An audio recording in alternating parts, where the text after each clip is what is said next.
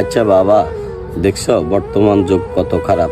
ছেলে সন্তানেরা মা বাপের কথা শোনে না, মা বাপকে রুজি করে তাদের খরচ দেয় না, বউ বাচ্চা নিয়ে শহরে চলে যায়, বিদেশে চলে যায়। তুমি বড় হয়ে কি করবে? তোমার আম্মুর আব্বুর খোঁজ খবর রাখবে, আমাদের কাছে থাকবে, নাকি তুমি অন্য অন্য ছেলেদের মতো বিদেশ চলে যাবে বা শহরে চলে যাবে বউ ছেলেকে নিয়ে?